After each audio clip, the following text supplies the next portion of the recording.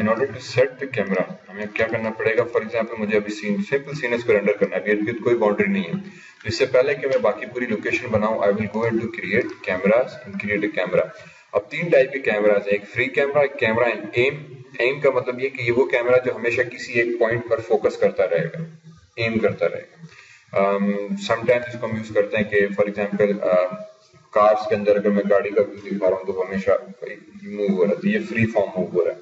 ठीक है, जैसे हम देखते हैं तो हमारा एम जो बेसिकली आईज जहाँ पे मैं ऊपर नीचे करूँ तो ये फ्री एम है, एम नहीं कर रही। ठीक है, एम का मतलब ये कि फॉर एग्जांपल मैं दिखा रहा हूँ गाड़ी यूं जा रही है तो मेरा कैमरा जो है वो यूं फोकस पे लगा हुआ। ठीक है, कैमरा हर वक्त गाड़ी को लगा हुआ है, ये मैं एम करके बैठा हूँ कि जहां गाड़ी जा रही है कैमरा उधर जा रहा है। ठीक है, तो कभी कभी हम इस तरह से फोकस करते हैं कि आपका ऑब्जेक्ट जो है, या फॉर एग्जांपल बॉल है, मैंने क्रिकेटर ने बॉल पे बॉल मारी तो कैमरा बॉल को फोकस करते हुए ये इधर जा रहा है, तो मैं चाह रहा हूँ कि मैं सिर्फ बॉल को मूव करूँ और कैमरा ऑटोमेटिकली उस स्क्रीन पर एम करता है। तो ये उस सेंस में हम यूज करते हैं, कैमरा है वही प्रिंसिपल, पर उसमें एक एम पैरामीटर आता है जो हम उसके साथ पेरेंट कर देते हैं, अटैच कर देते हैं, तो अब जहां पे मेरा बॉल जाएगा वहीं पे मेरा कैमरा जाएगा। तो ये चीज आती है। ठीक है, फिलहाल मैंने फ्री फॉर्म कैमरा क्रिएट किया। Once you click on this, ये कैमरा आपका व्यू बोर्ड में यहाँ पे बन गया। भले अगर आप F प्रेस करें तो you can see this, R press करके हम इसकी साइज बड़ी करें, अगेन इसकी साइज का स्केल का बेसिकली कोई फैक्टर नहीं पड़ता। Once you create a camera, फिर हम चले जाते हैं पैनल्स, पर्सपेक्टिव, कैमरा। ठीक है, अब आप बेसिकली पैनल पे कैमरा के थ्रू देखना चाह रहे हैं तो आपको कैमरा 1 का व्यू आ गया। यहाँ पे we will turn this thing on, जिसको हम कहते हैं resolution gate, otherwise file, camera settings, और इसको आप ये गेट ऑन करना, फिल्म गेट या रेजोल्यूशन गेट। रेजोल्यूशन गेट से यूजली ये कि अब ये वो एरिया है जो एक्चुअली रेंडर होगा, बाकी इर्द गिर्द का एरिया आपका रेंडर नहीं होगा, तो इससे आपको एक एक्यूरेट कैमरा व्यू पता चल जाता है। सेकंड चीज, व्यू कैमरा सेटिंग्स। अगेन मैं अगर इसको ओपन करूँ तो यहाँ पे एक और चीज आती है, film origin. If you click on this तो सेंटर पे 0 आ गया, तो ये 0 जो है सर्किल इंडिकेट कर रहा है कि आपके कैमरा का सेंटर पॉइंट कहाँ पर। इससे भी कभी कभी कैमरा को पोजीशन करने में आसानी होती है कि यार मेरा focus main centre of the screen basically कहाँ पर है। फिल्म पिवट, पिवट का मतलब ये कि वो V और H के हिसाब से आपको एंगल बता रहेगा, वर्टिकल एंड हॉरिजॉन्टली, कि आपका कैमरा कहीं आपने टेढ़ा तो नहीं कर दिया। ठीक है, एंगल आपके कैमरा का क्या बैठा है वो चीज आ जाती है। सो समटाइम्स ये 2-3 ऑप्शन जो है शूटिंग में आई टर्न दिस ऑन, तो अब मुझे जो है एक रेजोल्यूशन गेट मिल गया। ठीक है, और बेसिकली अब मुझे मिल गया कि मेरा कैमरा का जो सेंटर पॉइंट है वो कहाँ पर है। तो अब जब मैं इसको रेंडर करूंगा तो अगेन वही 3 व्यूज, एक ह्यूमन व्यू कि मैं स्ट्रीट यहाँ पे खड़ा हूँ, यहाँ से रेंडर निकाला, ठीक, कि ये मैं रोड के थ्रू देख रहा हूँ। अब इसका भी व्यू मैं कैसे रखूंगा कि अगर मैं बिल्कुल यूं करूं, ये एक बिल्कुल सेंटर व्यू आगे के दोनों तरफ बिल्डिंग, या क्योंकि ये मेरी मेन बिल्डिंग है तो मैं थोड़ा सा एंगल ऐसा रखूंगा कि मेरे पास इन बिल्डिंग्स का व्यू कम आ जाएगा और मेन फोकस वे सेंटर पॉइंट में ये बिल्डिंग आ गई। ठीक है, इसी तरह से हो सकता है कि मेरे ये वाली बिल्डिंग सेंटर पर, तो मैं जो चीज सेंटर पर है मैं उस हिसाब से थोड़ा अलाइनमेंट अपनी रखूंगा। मे भी मुझे दोनों बिल्डिंग्स को नहीं दिखाना, मुझे सिर्फ फिलहाल स्टार्टिंग पे दिखाना है, फिर आगे जाके कुछ करना है तो मैं सेंटर अब जो है वो रोड पे रख दिया। ठीक है, तो ये थोड़ी सी चीज जो है हमें ख्याल करनी पड़ती है कि मैं कैमरा एंगल कैसे रखूं। तो ये एक नॉर्मल व्यू। इसी तरह से जो मिड हाई व्यू है वो इस व्यू आ जाएगा। ठीक है, कि मुझे बिल्डिंग की छत नजर आ रही है पर एक लिमिटेड एंगल के तहत, फिर वो ये एंगल हो, ये वाला एंगल हो, ठीक है, या ये सेंटर वाला एंगल। फिर एक बर्ड्स आई व्यू है, वो ये कि पूरा ओवरऑल व्यू। ठीक है, तो ये 3 व्यू, ये वेरी हाई व्यू जिसको हम बर्ड्स आई या ड्रोन व्यू कहते हैं, इसमें फिर मुझे इर्द गिर्द बहुत बड़ी मॉडल ऑब्जेक्ट्स को मॉडल करना पड़ेगा। तो ये हाई व्यू जिसमें सिर्फ कुछ चंद एक प्राइमरी बिल्डिंग्स की मुझे छत नजर आ रही है, और फिर ये मिड व्यू जो है, लो व्यू या ह्यूमन व्यू जो है, कि जिसमें मैं छत नजर नहीं आया और मैं बिल्कुल स्ट्रीट के हिसाब से इस तरह देख रहा हूँ। ये 2-3 व्यूज में हम शफल कर रहे होते हैं कि मुझे क्या चाहिए। फॉर अस इनिशियली, क्योंकि हम इतने बड़े बड़े लॉन्ग स्केल पे मॉडल्स नहीं बना रहे, तो मैं ड्रोन या बर्ड्स आई व्यू नहीं करेंगे। मैं अगर करना भी है तो थोड़ा सा बस ये फोकस यूं कर दिया ताकि बिल्डिंग, 1-2 बिल्डिंग और 3 बस नजर आए, छोटी सी चीज नजर आए। ज्यादा जूम आउट किया, अब मुझे पूरा एरिया मॉडल करना पड़ेगा, और ये भी ऑब्जेक्ट भी छोटा हो गया। तो क्योंकि मेरा फोकस सिर्फ यही स्ट्रीट है, तो मैं इसको इस तरह से दिखाऊंगा कि यार मुझे सिर्फ स्ट्रीट नजर आए। ये हो गया कैमरा व्यू का, थोड़ा सा एंगल सेट करने का। फिर दूसरा उसमें आ जाता है आपका लाइट्स का, कि once I create this camera, और मैंने कहा कि यार मेरा कैमरा फॉर एग्जांपल यहाँ से यूं दिखाना है, यूं दिखा देते हैं। For example this is my primary view. ठीक है, अब जब मैंने ये व्यू पहले सेट कर दिया, इसको फिक्स कर दिया, मैंने कहा भाई ठीक, अब ये मेरा व्यू जो है फिक्स हो गया। ठीक है, ये ह्यूमन व्यू आ गया। अब इसमें सबसे पहली चीज है कि यहाँ पे गैप रह गया, ये चीज बुरी लग रही है, मीन्स मुझे इस ग्राउंड को कवर करना चाहिए, बैकग्राउंड में स्काई नहीं है, मुझे उसको कवर करना चाहिए। अब लेकिन फिलहाल मैं छोड़ रहा हूँ, मैंने कहा इसको ऐसे रहने दो, क्योंकि मैं एक तस्वीर इसको इम्पोर्ट एक्सपोर्ट करके मैं फोटोशॉप में जाके बैकग्राउंड भी लगा सकता हूँ। इस व्यू को मैं अगर कवर करना चाहूँ तो इसको भी मैं फिर बाद में कवर कर सकता हूँ। फिलहाल हमने कहा यार दिस इज माई व्यू। अब इसकी लाइटिंग कैसे की जाए, मैंने वापस पैनल पर्सपेक्टिव ऑन कर दिया ताकि मुझे कैमरा को बार बार चेंज ना करना पड़े। मैंने कहा पर्सपेक्टिव आ जाओ, सीन में अभी हमारे पास कोई लाइट नहीं है, एक तो मेंटल रे है, ठीक है, पर मेंटल रे के अलावा अगर मैं डिफॉल्ट लाइटिंग यूज करूं तो मुझे प्रिंसिपल क्या यूज करना है कि अब मेरे पास ये 3-4 लाइट्स हैं। सो if I come in rendering view, अब क्योंकि आउटडोर सीन है तो यहाँ पे बेस्ट चीज होती है कि you use the sunlight, ambient light, ठीक है। 7 प्रेस करेंगे तो हमारे पास एम्बिएंट लाइट आ जाएगी। दिस लाइट सिमुलेट्स सनलाइट, चारों तरफ से आपके पास सनलाइट आ जाती है, ठीक है। बट सिर्फ इस लाइट को यूज करें, और अगर हम आ जाते हैं आपका अला भला करें रेंडरिंग सेटिंग्स में, right click, status line, render settings, edit, और यहाँ पे बाद में आता है माया सॉफ्टवेयर ऑन किया हुआ है, क्वालिटी को हमने प्रोडक्शन कर दिया ताकि मोस्टली सेटिंग्स बेसिकली डिफॉल्ट हो जाती हैं, ठीक है। अगेन ये भी स्टैंडर्ड सेटिंग है, इसको हम और ज्यादा हाई कर सकते हैं, फिलहाल मैंने यहीं पे रखा हुआ है। नीचे सिर्फ इसमें एक चीज ऑप्शन मुझे करनी पड़ेगी, रे ट्रेसिंग का, ठीक है, ये बाय डिफॉल्ट ऑन नहीं होता। Ray tracing basically is an algorithm जिसके तहत वो वेरी एक्यूरेटली रिफ्लेक्शंस और रिफ्रैक्शंस एंड शैडोज तीनों चीजें कैलकुलेट करता है, ठीक है, कि लाइट रिफ्लेक्ट कहाँ हो रही है उसको एक्यूरेटली करेगा, रिफ्रैक्ट अगर गिलास है तो उसमें से लाइट पास होती है, ट्रांसपेरेंसी में नजर आती है वो चीज, और फिर शेडोज, ये तीनों चीजें कितनी अच्छी तरह में नजर आ रही है वो तीनों हमने यहाँ पे कैलकुलेट की। तो माया सॉफ्टवेयर में अगर फिलहाल प्रोडक्शन किया और रिट्रेसिंग ऑन की, nothing else. If I come into render view, sorry common, यहाँ पे जाके सेटिंग्स मैंने कर दी फिलहाल फुल एचडी, नथिंग एल्स, कोई और चीज फैंसी नहीं। और यहाँ पे रहते हुए वापस हम पैनल्स पर्सपेक्टिव और कैमरा व्यू ऑन किया एंड मैंने रेंडरिंग ऑन कर दी, ठीक है। So this is the default view that I get. इसको अगर मैं थोड़ा सा फिलहाल छोटा करके देखें तो अभी इतना खास नहीं लग रहा, very simple plain, nothing there. तो मैंने इस इमेज को फिलहाल किया सेव, फिलहाल कोई शेडोज भी नहीं है और बड़ा फीके फीके कलर हमें नजर आ रहा है, ठीक है। So if I decrease this basically then I select the light, if I go into light तो यहाँ पे यूज रे ट्रेस शेडोज ऑफ किया हुआ है। सबसे पहले हम इसको ऑन करेंगे, फिर बिकॉज ये सनलाइट है तो इसका मतलब ये कि पूरे सीन में चारों तरफ इक्वली लाइट फैला दी, ठीक है। एम्बिएंट लाइट का प्रॉब्लम ये होता है कि जब हम एम्बिएंट लाइट लगाते हैं और मैंने शेडोज भी ऑन कर दिया, मैं दोबारा रेंडर कर रहा हूँ, अभी और कुछ भी नहीं किया, सिर्फ शेडोज ऑन किया, ठीक है। तो now you can see this कि थोड़ा सा डिफरेंस आना शुरू हो गया, शेडोज आने शुरू हो गए, पर प्रीवियस जो था बिल्कुल ब्लैंक था, अब शेडोज आने लगे, ठीक है। तो अब ये हुआ क्या, बेसिकली देखो उसने हालांकि लाइट सेंटर पर है पर ये एरिया भी रोशन हो रहा है। तो एम्बिएंट लाइट क्या करता है कि इट सिमुलेट्स सनलाइट और वो चारों तरफ से आपको सीन में रोशनी ऐड कर देता है, ठीक है। किसी हद तक तो बड़ा अच्छा है, पर उसका प्रॉब्लम ये आ जाता है कि अब आपके पास फिर सीन जो है वो डल लगने शुरू हो जाता है, क्योंकि रियल में चारों तरफ से इक्वली लाइट नहीं पड़ती, हर कोने में, फॉर एग्जांपल टेबल के नीचे है तो रोशनी कम है पर कम है, मॉनिटर के पीछे है तो रोशनी है पर कम है।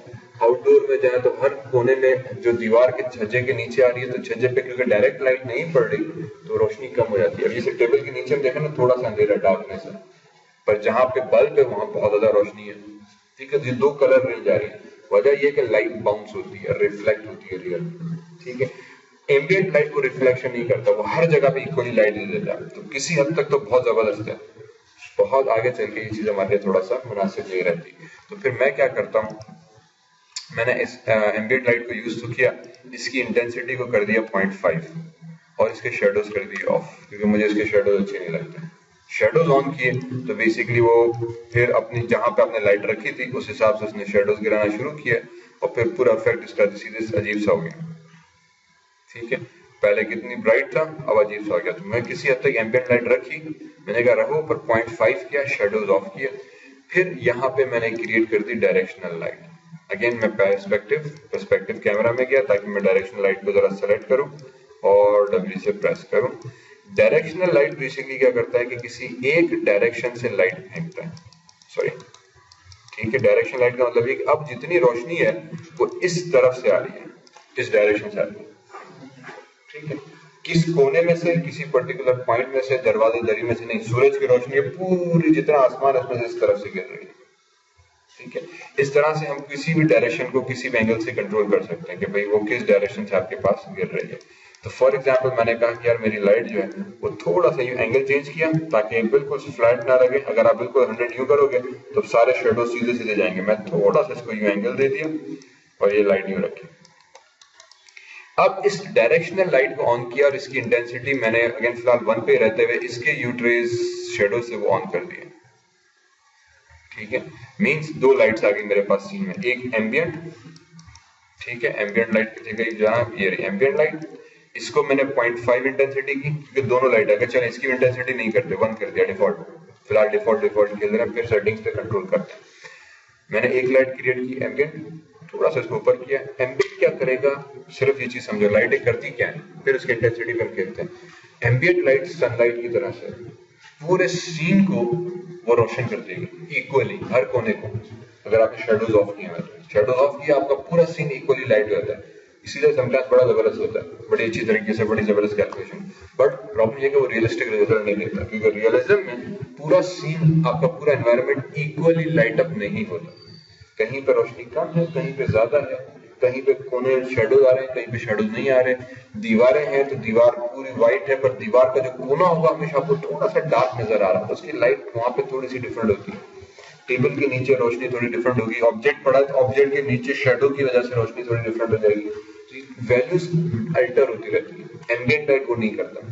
तो फिर हमने एम्बिएंट के साथ साथ क्या किया, एम्बिएंट रखी, शेडोज उसके ऑफ किए, एक और लाइट क्रिएट कर दी डायरेक्शनल, उसके शेडोज सिर्फ ऑन किए मैंने अभी सिर्फ, ठीक। और फिर मैं वापस आ जाते हैं हमारे पास वो जो पर्सपेक्टिव कैमरा व्यू था, एंड अब इसकी रेंडरिंग की हमने। अब अगेन मैं बार बार पर्सपेक्टिव कैमरा कर रहा हूं ताकि कैमरा का एंगल मैंने एक दफा फिक्स कर दिया, अब मुझे इसको अल्टर करने की जरूरत ना पड़े। ठीक है, अब वही सीन को आप देखो कैसे था, पहले फुल सीन ब्राइट अप हो गया था पर शेडोज नहीं थे, शेडोज ऑन किए तो पूरा सीन ब्लैक हो गया, क्वालिटी गिर गई। अब उसी को थोड़ा सा मैंने अल्टर ये किया कि मैंने एम्बिएंट लाइट भी रखी, डायरेक्शनल लाइट क्रिएट की, दोनों की भी इंटेंसिटी 1 है, सिर्फ डायरेक्शनल के शेडोज ऑन किए तो मेरे पास एक शेडोज भी आना शुरू हो गए। ठीक है, और कहीं कहीं सीधे आपको शेडो जैसे हल्का सी डार्कनेस जो मैं बात कर रहा था वो शेडोज की थोड़ा सा आना शुरू हुई है, पर अभी भी रोशनी बहुत ज्यादा है, दिन में इस तरह के शेडोज नहीं होने चाहिए। मैंने कहा ठीक, मिनिमाइज किया। मैं आ गया पहले एम्बिएंट, मैंने कहा एम्बियंस बहुत ज्यादा है, ठीक है, क्योंकि इक्वली किया, इसको फॉर एग्जांपल 0.5 किया, आधा किया, थोड़ी सी रोशनी कम की। अब और इसी तरह से डायरेक्शनल लाइट इसके अंदर भी गए, इसको भी फिलहाल चलो कुछ नहीं करते, क्योंकि अब लाइटिंग में आपको 10 दफा रेंडर करना पड़ेगा ये चेक करने के लिए कि आपकी लाइटिंग का सेटअप कहाँ पे कितना कैसा बैठा है। ठीक है, अब थोड़े से शेडोज डार्क हुए, लाइट अब थोड़ी सी वो कोने थोड़ा हमारे पास डिफरेंट कलर के होना शुरू हो गया, थोड़ा सा टेम्परिंग शुरू हुई है, पर अभी भी इतनी अच्छी क्वालिटी हमारे पास नहीं है। तो बहरहाल this can be a very nice workout. इसी तरीके से आई कैन से क्या, डायरेक्शनल लाइट सेलेक्ट करो, थोड़ी सी इसकी इंटेंसिटी 0.8 और कम करो, थोड़ी इंटेंसिटी कम की, फिर एट्रीब्यूट एडिटर में चले गए, इसकी कलर लाइट दोनों एम्बिएंट भी ऑरेंज है मींस दोपहर का सीन, डायरेक्शनल लाइट भी ऑरेंज है मींस दोपहर का सीन।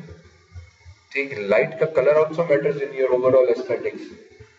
यार आपने लाइट तो आप रख रहे हो, पर लाइट का कलर क्या है। फॉर एग्जांपल अगर मैं इंडोर पे भी जा रहा हूँ तो इंडोर में मैं ऑरेंज लाइट तो यूज नहीं कर रहा, येलो लाइट होनी चाहिए या व्हाइट लाइट होनी चाहिए, तो कलर पे भी आपके सीन का लुक आया था। तो इसको मैंने उठाया, ब्लू किया और थोड़ा सा ब्लू का शेड, लाइट ब्लू दे दिया, बहुत डार्क ब्लू नहीं, लाइट ब्लू कर दिया। ठीक है, अब ये ब्लू का शेड हमें देने लग गया। इसी तरह से सनलाइट उठाई, सनलाइट को भी सेम चीज की, हल्का सा ब्लू का शेड दे दिया, हल्का सा ब्लू का शेड। ठीक, अब प्रीवियस सीन ये था हमारे पास, इसको भी मैंने सेव किया।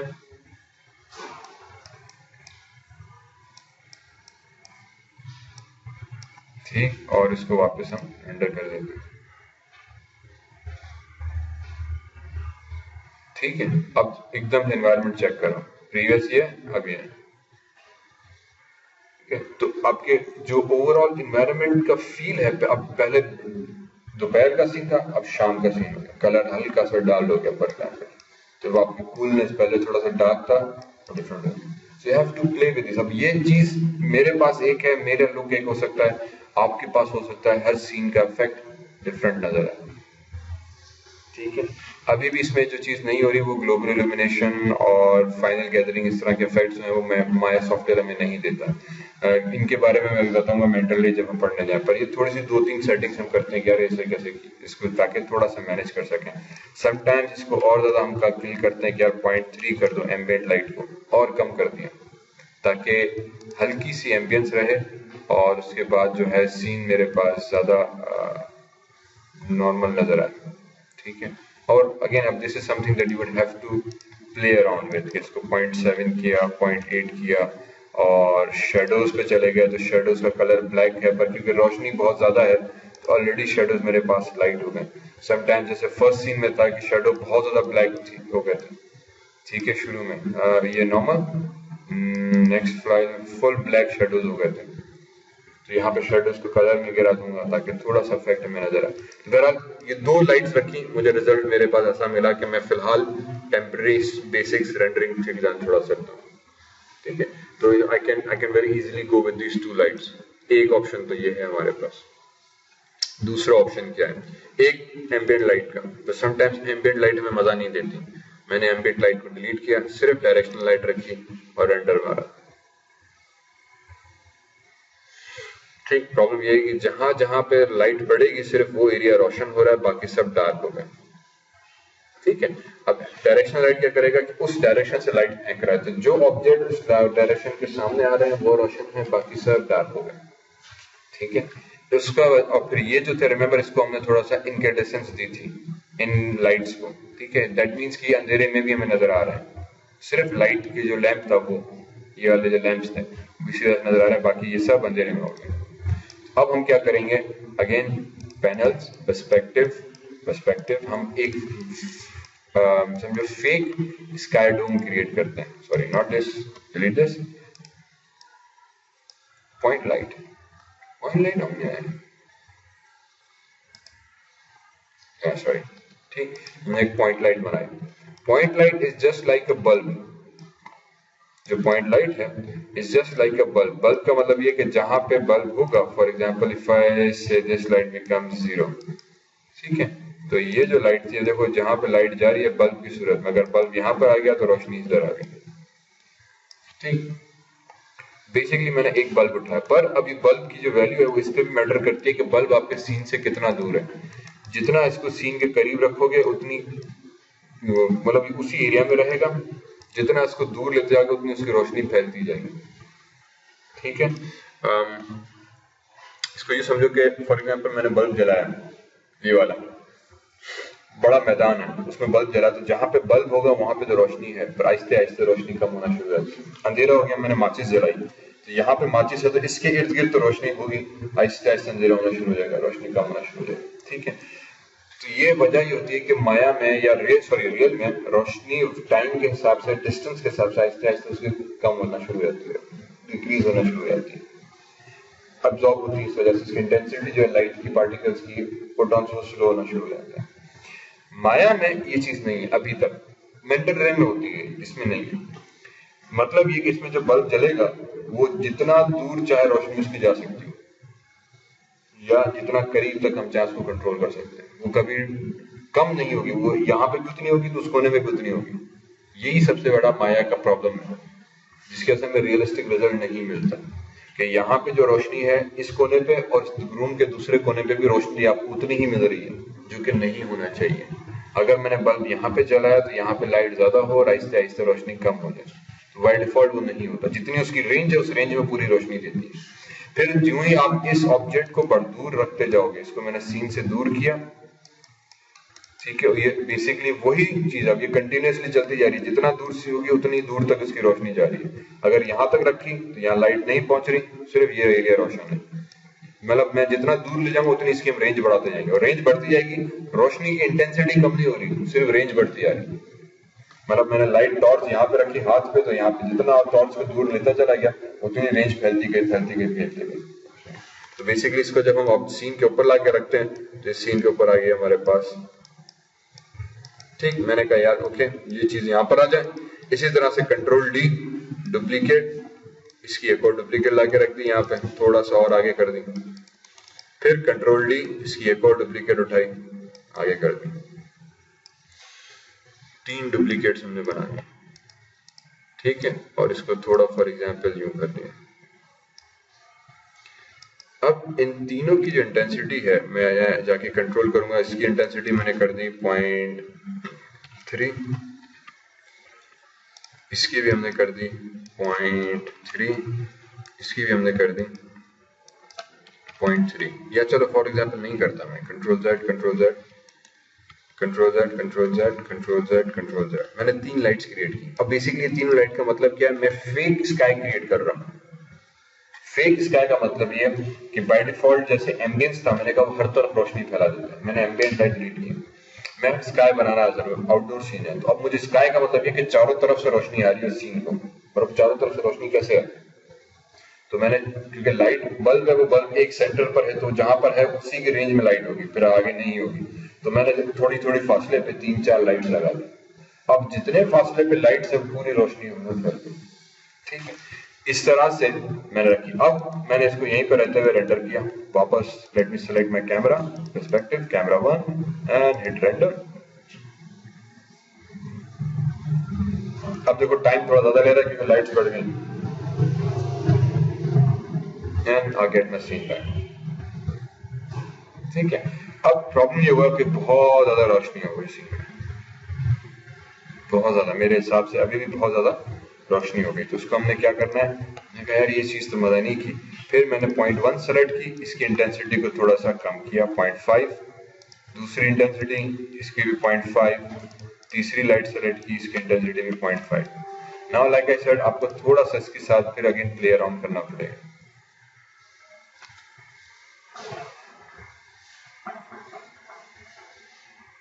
ठीक है। अभी भी क्या प्रॉब्लम आया, ये एरिया ब्लैक हो गया, मीन्स कि मुझे जो लाइट रखनी है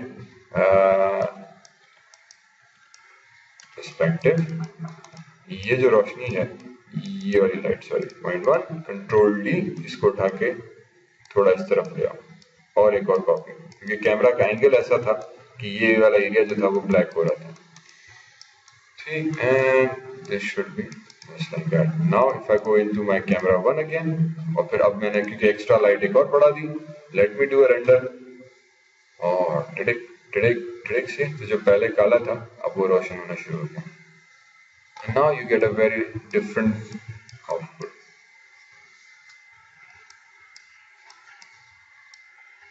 ठीक है। ये था वो अभी का आउटपुट, ये था previous output. So sometimes it depends कि आपको कौन सी चीज अच्छी लग रही है। अभी थोड़ी सी लाइट की इंटेंसिटी के साथ खेलना है, बट प्रॉब्लम इसमें ऑब्जेक्ट ज्यादा है, कम है, तो आई कम हियर, इसमें आके मैंने एक और चीज चेक की कि क्या मैंने शेडोज तो ऑन नहीं किए हुए, हाँ ये रिट्रेस। अब ये बिकॉज स्काई है तो एक और चीज, I will not use the shadows for this light. इन चारों लाइट्स को सेलेक्ट किया, इनके शेडोज मैंने ऑफ कर दिए, बाय डिफॉल्ट ऑन है। यूज रिट्रेस इसका भी बंद किया, पॉइंट का, पॉइंट का, पॉइंट का, इन चारों के हमने शेडोज बंद कर दिए। शेडो मुझे सिर्फ डायरेक्शनल का चाहिए, इन सब के शेडोज ऑफ किया, और फिर इंटेंसिटी जो थी डायरेक्शनल की 0.0 कर दी थी, वापस 0.7 कर दी। नाउ हिट रेंडर,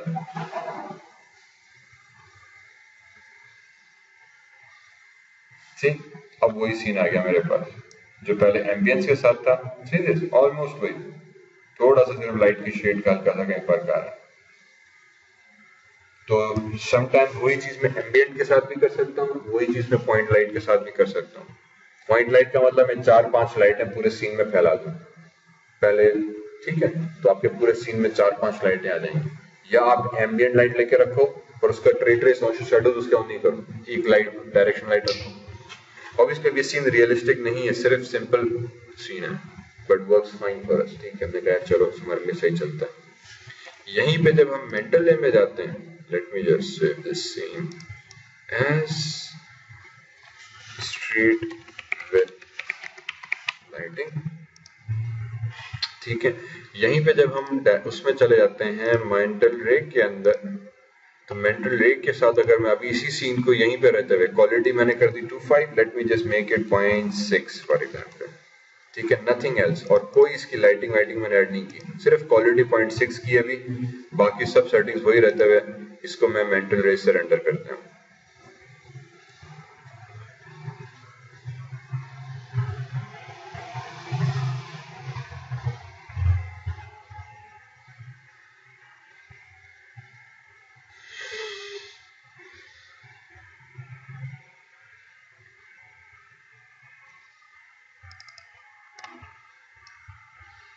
ये माया सॉफ्टवेयर रेंडर, ये मेंटल एयर रेंडर। बजाय अभी कोई घर का फर्क नहीं, सिर्फ लाइट शेडो थोड़ी कैलकुलेशन का फर्क है, ठीक है। तो अभी मेंटली की डिफॉल्ट के साथ आपको लगेगा यार ये तो कोई खास रिजल्ट ही नहीं आया। वजह ये है कि फिर मेंटली की कुछ सेटिंग्स है जिनको हमें काम करना पड़ता है, ठीक है।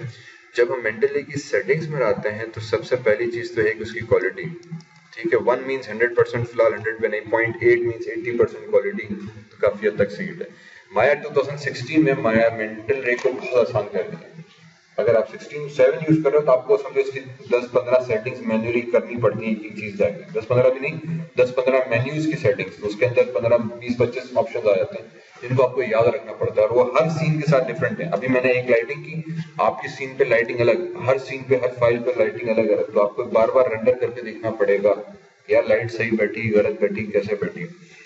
माया 16 में इन्होंने बड़ा आसान कर दिया कि उन्होंने ओवरऑल क्वालिटी दे दी और बाकी तमाम सेटिंग्स उन्होंने हाइड कर दी, और बाकी कुछ भी आपको जरूरत नहीं है। सिर्फ मुझे बताओ कि भैया आपको ओवरऑल क्वालिटी कितनी चाहिए, 0.8 समझो ऑलमोस्ट 80%। इसका मतलब ये कि वो बेस्ट क्वालिटी में आपको रेंडर करके दे देगा। अब इसलिए इसको मैं और भी बढ़ा सकता हूँ, फिलहाल मैंने यहाँ पे रखा। फिर इसमें दूसरे जो सबसे अहम चीज है जो मेंटल रे या वी रे या इस तरह के सॉफ्टवेयर हमें देते हैं, वो है इनडायरेक्ट डिफ्यूज लाइटिंग, जिसको हम कहते हैं ग्लोबल इल्यूमिनेशन, जो कि दर हकीकत रियल वर्ल्ड के तहत होती है। इनडायरेक्ट डिफ्यूज लाइटिंग, जिसको हम कहते हैं जीआई फॉर ग्लोबल इल्यूमिनेशन। ये लाइटिंग क्या करती है कि मैंने एक सिंगल मोमबत्ती भी जलाई, रात का अंधेरा है, पर वो मोमबत्ती मेरे पूरे रूम को रोशन कर देती है, ठीक। एक सिंगल मोमबत्ती भी मेरे पूरे रूम को रोशन करती है। वजह यह है कि लाइट बाउंस होती है डिफरेंट सरफेसेस से। सेकंड थिंग, अभी इस विंडो पे ब्लू लगा हुआ है तो आपको इसके इर्द गिर्द हल्का सा ब्लू शेड नजर आ रहा होगा, ठीक है। मैंने यहाँ पे फॉर एग्जांपल ये रख दिया लैपटॉप का बैक रेड कलर का, तो इसके इर्द गिर्द आपको रेड शेड नजर आ रहा होगा। वजह ये कि जब लाइट आपके ऑब्जेक्ट से टकराती है तो टकराने के बाद लाइट बाउंस होती है रियल में। एक प्रॉपर्टी कि लाइट ऑलवेज बाउंसेस बैक, जिसकी, ठीक है। दूसरा, जब वो बाउंस बैक होती है तो वो उस ऑब्जेक्ट की कुछ कलर और उसमें से कुछ इंफॉर्मेशन लेकर उसकी रंग में ढलकर फिर बाउंस होती है, जिसकी वजह से दीवार पे मुझे रेड शेड या खिड़की पे अगर ब्लू लगा तो हमें ब्लू शेड नजर आ रहा है, क्योंकि रोशनी जब उससे टकराती है या उससे आर पार गुजरती है तो उसके कलर में ढलकर फिर निकलती है। तो ये दो चीज, एक लाइट बाउंस होती है रियल में, दूसरा जिस ऑब्जेक्ट से वो टकराती है उसका कलर लेके निकलती है, तीसरा लाइट टकराने की वजह से वो एक सरफेस से दूसरी सरफेस से तीसरी सरफेस जब वो टकराती रहती है तो वो दुनिया के हर कोने पे पहुंचती है, पर हर कोने पे मुख्तलिफ इंटेंसिटी, मुख्तलिफ कलर के साथ, ठीक है। ये पूरा आ जाता है ग्लोबल इल्यूमिनेशन के अंदर। ग्लोबली एक सिंगल लाइट आपके पूरे रूम को रोशन कर सकती है, पर वो हर रूम को इक्वली नहीं करेगी, वो डिपेंड करती है कि मैं कितनी दफा बाउंस किया। तो मैंने एक सिंगल मोमबत्ती भी जलाई, वो मोमबत्ती भी बाउंस करेगी, पर कितनी दफा किस सरफेस से किस कोने से बाउंस हो रही है, हर जगह पे डिफरेंट वैल्यू होगी, जिसकी वजह से हमें रियलिज्म मिलती है, जिसकी वजह से टेबल के नीचे मुझे थोड़ा अंधेरा मिलता है, बल्ब के पास मुझे रोशनी ज्यादा मिलती है, ठीक है। जिसकी वजह से दीवार के कोने या टेबल के कोने या जिस ऑब्जेक्ट के नीचे मुझे थोड़ा डार्क अंधेरा नजर आ रहा था, रोशनी है और डार्कनेस है, क्योंकि यहाँ पे लाइट टकरा कर जब आती है तो कम पहुंचती है, में जहाँ लाइट ज्यादा है वहां पर रोशनी ज्यादा आती है। तो इस प्रॉपर्टी को जब हम ऑन करते हैं कि यार ये फाइनल गैदर मेरे पास यूज करो, तो अब आपकी लाइट का जो रिजल्ट है वो ड्रामेटिकली, अभी सिर्फ हमने इसकी क्वालिटी को थोड़ा 0.8 किया और फाइनल गैदर ऑन कर दिया, बस ग्लोबल इल्यूमिनेशन ऑन की। इसी सीन को मैं, let me try and see if we can generate the difference, and now if you hit the render,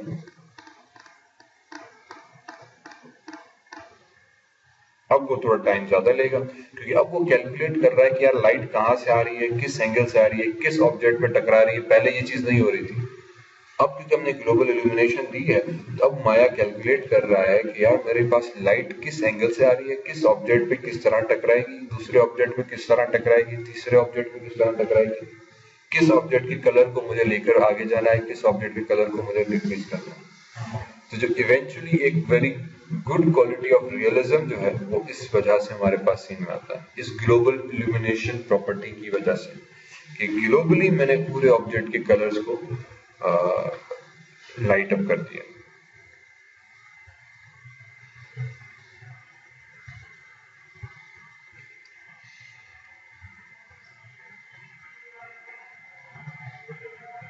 ठीक, ऑब्वियसली अब ये टाइम लेता है, क्यों? क्योंकि इस रेंडरिंग का अब जो ताल्लुक है, इसीलिए हम शुरू से कहते हैं नंबर ऑफ सेगमेंट्स कम रखो। जितने ज्यादा सेगमेंट्स, क्योंकि कैलकुलेशन पूरी सेगमेंट की बेस पे करेगा। ऑब्जेक्ट है तो ऑब्जेक्ट को नहीं पहचानता वो कि यार ये बिल्डिंग है, ये ट्री है, माया नहीं पहचानेगा। माया नंबर ऑफ सेगमेंट्स कैलकुलेट करता है। वो ये देखता है कि वहां पे ऑब्जेक्ट है, पॉलीगॉन कितने हैं, उस पॉलीगॉन पे कितनी रेस टकरा रही है और उसमें से बाउंस कितना हो रहा है। जितने ज्यादा पॉलीगॉन्स, ज्योमेट्री, फेसेस, वर्टेक्स होंगे, उतना ज्यादा माया कैलकुलेट करेगा, उतना टाइम बढ़ जाता है रेंडरिंग। ठीक है, अब हमारे पास ये आ गया रिजल्ट रेंडरिंग का।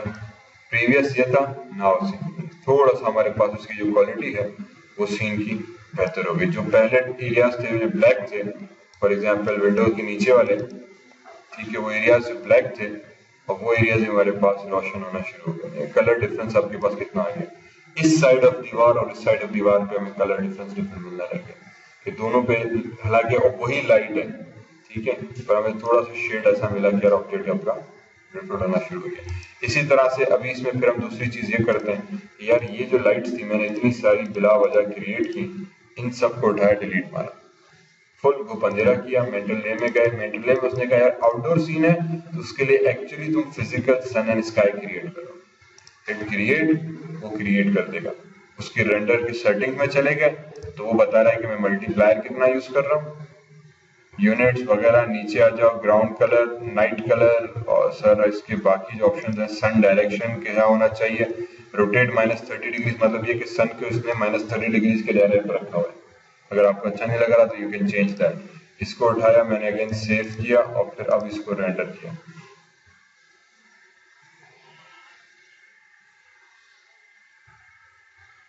ठीक है, अभी हमने क्या किया, अपनी सारी लाइट्स डिलीट की, माया का सिर्फ फिजिकल सन मैंने ऐड कर दिया कि यार तुम खुद आउटडोर लाइटिंग को मैनेज करो जैसे रियल में होनी चाहिए।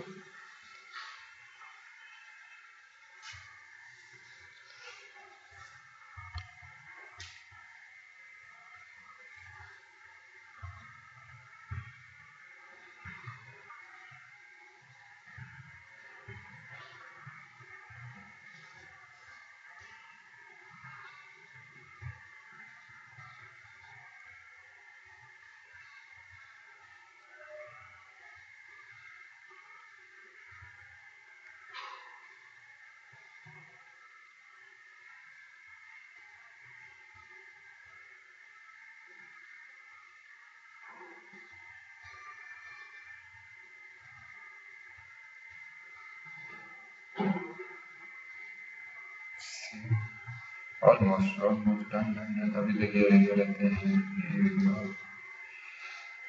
सीधे डिफरेंस। अब उसकी लाइट देखो कितनी डिफरेंट होगी। और अब उसने क्या किया कि शेडोज के हिसाब से देखोगे, इसका मतलब लाइट सामने से पड़ रही है, तो जो चीज सामने से लाइट पड़ रही है वो ज्यादा रोशन है, जो साइड में आ गई वो डार्क हो गई। दीवारों के नीचे से कोने देखो डार्क हो गए, जहाँ पे लाइटिंग नहीं पड़ी यहाँ पे शेडोज का इफेक्ट देखो, इधर थोड़ा सा डार्कनेस ज्यादा हो गई।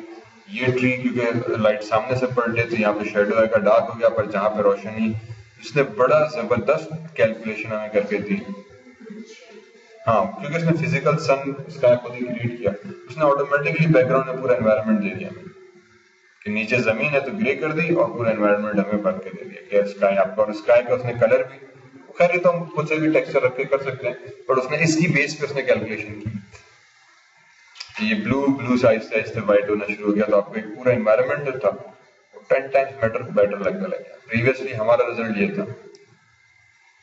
ठीक है, इसीलिए हम प्रेफर करते हैं कि यार try to go into mentally. अब ये भी मेंटली है, ठीक है, मेंटली रेंडर था, पर ये हमारी लाइट्स के थ्रू था। जो माया ने खुद से फिजिकल सन किया उसका रिजल्ट देखो कि वही सीन, वही एनवायरनमेंट, डिफरेंस देखो। अभी मेंटल लेगा, ये हमारे लाइट्स, ठीक है, यहाँ पे हमारी लाइट्स जैसे पूरे ट्री पे इक्वल लाइट पड़ रही है, पूरे सीन में इक्वल लाइट पड़ रही है। जब माया कैलकुलेट करता है तो माया कहीं पे लाइट ज्यादा की, कहीं पे कम की, कहीं पे शेडोज, कहीं पे रिफ्लेक्शन, उस हिसाब से कैलकुलेट करता है। तो आपके सीन में खुद ही नेचुरलनेस बढ़कर आ जाती है। इस वजह से हम प्रेफर करते हैं कि यार अच्छी क्वालिटी के लिए मेंटल लेने का एंगल सेट करो कैमरा का, आप क्या दिखाना चाह रहे हो। दूसरा, इसी सीन में फॉर एग्जांपल मैंने सीन को यूं कर दिया, ठीक है, अब अगर इसको मैं अब रेंडर करता हूँ तो अब इसमें सबसे बड़ा प्रॉब्लम क्या आएगा, 80% एरिया रोड एंड फुटपाथ का नजर आ रहा है, बिल्डिंग भी कट गई, ये भी कट गया। तो अगेन ये भी कैमरा के हिसाब से बैड एग्जांपल है। मेरा फिर फोकस होना चाहिए अगर बिल्डिंग पे, तो मैं कोशिश करूंगा कि यार रोड को जो था वो साइड में यूं करके दिखाऊं। अब जो है फॉर एग्जांपल ये तस्वीर फाइल सेव इमेज, इसको एक यूं रखा जेपीजी रहते हुए, स्ट्रीट रेंडर _1, फिर कैमरा एंगल चेंज किया जिसमें मैं रोड को कम दिखाऊंगा और मेरी कोशिश होगी कि मैं बिल्डिंग्स को ज्यादा दिखाऊं।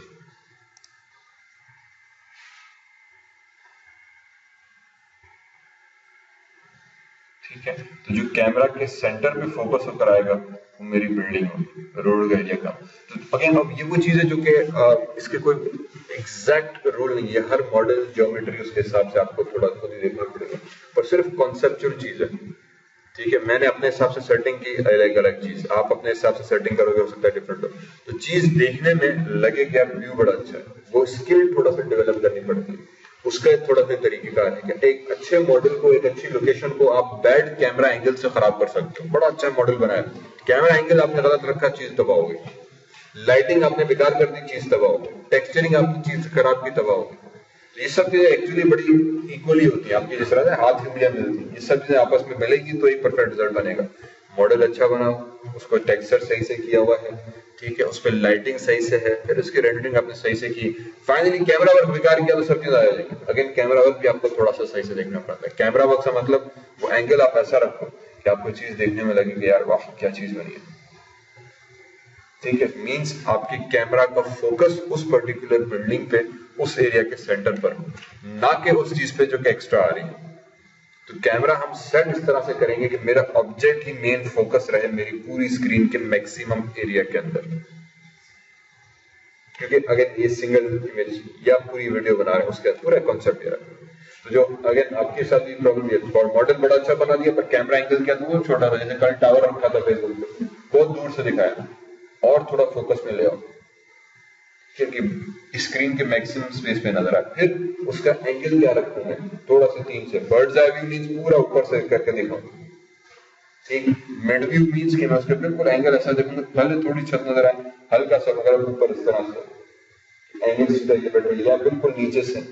ठीक, एक ये फिर एक हम कहते हैं let down view. Let down view means कि मैं जैसे लेट के किसी को देख रहा हूँ बिल्कुल नीचे से। अगर मुझे टॉप बड़ी लंबी बिल्डिंग दिखानी है, आईफल टावर दिखाना है, तो या तो मैं पूरा ऊपर से दिखाऊं छत से, मिड से दिखाऊं, या बिल्कुल सेंटर ऑफ द स्क्रीन में आईफल टावर, या फिर ह्यूमन व्यू, या फिर बिल्कुल यूं करके यार वो लंबी बिल्डिंग यार। ये भी होता है जैसे समटाइम्स से आपका टावर है बहुत बड़ा था, बिल्कुल करीब में जाके नीचे से यूं करके दिखाएं, यार ये लग रहा है कि लोग खड़ा हुआ बड़ी बिल्डिंग में जा रहे हैं। ठीक है, तो ये एंगल जो है कैमरा के, ये आपके फाइनल प्रोडक्ट की क्वालिटी पे इस पे बड़ा मैटर करते हैं कि यार आप क्या कैसे दिखाना चाह रहे हो। कभी कभी बिल्कुल स्ट्रेट फिक्स एंगल, ठीक, रूम वगैरह हो गया उसमें बिल्कुल एक सिंगल एंगल आ गया सीधा उसमें, क्योंकि दीवारों की 4 दीवारें क्लोज होती हैं तो मुझे दिखाना। पर अगर 4 दीवारें इसका मतलब ये नहीं कि मैं रूम के अंदर भी अगर जाऊं फॉर एग्जांपल, ठीक है, ये चीज समझ आई, ठीक है, लाइटिंग समझ आई। तो मेंटल रीडिंग के साथ मैं इसीलिए अगेन प्रेफर ये करता हूं कि अब इसमें सिर्फ हमने ये फिजिकल लाइट किया, नथिंग एल्स, बाकी सारी लाइट्स डिलीट की, सन के साथ रखा सेटिंग कैमरा में। समटाइम्स फिर हम ये करते हैं कि इसके अंदर भी जैसे मैंने प्रीवियस सीन के अंदर किया था कि इसकी सन की मैंने जो शैडोज थे वो ऑफ कर दिए, जो मेंटल रे के शैडोज थे वो ऑफ कर दिए, और मैंने डायरेक्ट लाइट रख के उसके शैडोज ऑन कर दिए। थोड़ा जल्दी कैलकुलेट रहता है, या मेरे हिसाब से अगर थोड़ी सी और सेटिंग में, बट दिस इज समथिंग जो आपको हर सीन टू सीन वेरी करेगा। इस सीन में मुझे इसका रिजल्ट अच्छा लगा, मैंने कहा यार ये ठीक है, मेरे लिए काफी था, सही है क्या। और इस फोटो में देखो आपको कलर कितने जबरदस्त वो उठा के लाया, इससे पहले आपको बड़ा फीके फीके कलर लग रहा था, वही सीन पर फीका फीका लग रहा था, उसी को हमने माया में लिया तो वो ऑटोमेटिक सिर्फ रेंडरिंग से उसने कलर डिफरेंट कर दिया, कितना फर्क पड़ जाता है सीन के ओवरऑल एस्थेटिक्स में। तो इस वजह से हम कोशिश करते हैं कि आप मेंटल ले में करें। ठीक, ये चीज यहाँ पे इसको मैं रोक देता हूँ। तो अपने सीन्स को इस तरह से कैमरा को फोकस कर दो और वो नजर अच्छे रेंडर कर सकते हैं। ठीक है, अगर डिसोज हाई वॉल्यूम व्यू थी